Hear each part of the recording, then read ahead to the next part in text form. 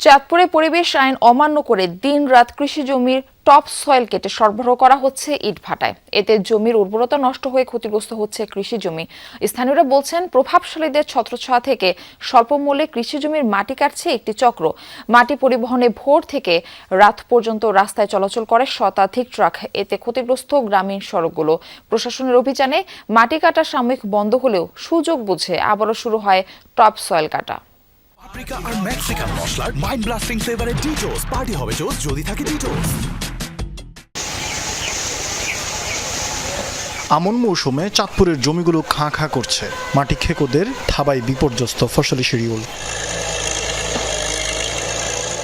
ফরিদগঞ্জের জমিগুলোতে চোখ পড়লেই ট্রাক্টরের বদলে দেখা মেলে মাটি কাটার এক্সকেভেটর। মাত্র কয়েক বছর আগে সিআইপি বেড়িবাঁধের ভেতরে আবাদি জমির পরিমাণ ছিল ২৮,০০০ হেক্টর। মাটি কাটার ফলে তা দাঁড়িয়েছে ১৫,০০০ হেক্টরে। ফরিদগঞ্জের সুবিদপুর, পূর্ব গুপটি, বালিথুপা ছাড়াও পাশের উপজেলা হাজীগঞ্জ, শাহরাস্তির জমিগুলো শিকার হচ্ছে মাটি খেকোদের। আমাদের এই দুইটা মাঠে মিলিয়ে এখানে কয়েক হাজার মন ধান হয়, তাহলে তো কৃষি তো একদম মাঠে মাঠ। আমগো রিজিকের উপর এক হিসাবে হাত পড়ে গেছিল। আমরা কি খাই বাইছিলাম, যেটা খাই বাইছিলাম, আমরা আবার ধান রুখতে পারি না। ২০১৩ সালে জারি করা ইট প্রস্তুত ও ভাটা স্থাপন নিয়ন্ত্রণ আইনে বলা হয়েছে, কৃষি জমির উপরিভাগের মাটি কেটে জমির শ্রেণী পরিবর্তন সম্পূর্ণভাবে নিষিদ্ধ। জড়িত ব্যক্তিদের ২ লাখ টাকা জরিমানা ও ২ বছরের কারাদণ্ডের বিধানও রাখা হয়েছে। কিন্তু আইনের বাস্তবায়ন নেই, চলছে মাটি কাটার মহোৎসব। ১০ থেকে ১৫ ফুট গভীর করে মাটি কাটার ফলে ভেঙে পড়ছে আশেপাশের কৃষি জমিও। জমিটার কারণে ফসল জমি যে কতটা ভোগান্তি হইব, এই জমিতে পানি রাখতে পারবো না।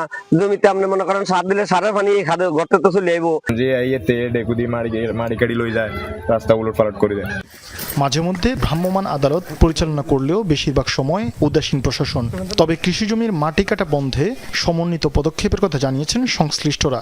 ফসলি জমির টপসয়েল কাটা বন্ধ না হলে খাদ্যশস্য উৎপাদন ব্যাহত হওয়ার আশঙ্কা করছে কৃষি বিভাগ। টপসয়েল কাটা সম্পূর্ণ বেআইনি। কৃষি আমাদের মেইন সম্পদ, আর কৃষির এই মাটিটাকে রক্ষা করার জন্য আমরা সবসময় সচেষ্ট রয়েছি। আমরা রয়েছি, আমাদের কৃষি ডিপার্টমেন্ট যারা রয়েছে তারাও যখন আমরা সম্পদ পাই আমরা সাথে সাথে চেষ্টা করি আমরা এটাকে বন্ধ করার জন্য। জমির উপরের মাটি যদি বিক্রি করে ফেলেন, বাড়িঘর করে ফেলেন, তাহলে তো উৎপাদন ব্যাহত হবে। পুলিশ প্রশাসন, জেলা প্রশাসন, কৃষি বিভাগ, স্থানীয় জনগণ একত্রিতভাবে কাজ করছে যে যেন টপসয়েলটা না বিক্রি করতে পারে, না নষ্ট করতে পারে। শরীফ ফারুকি, যমুনা নিউজ।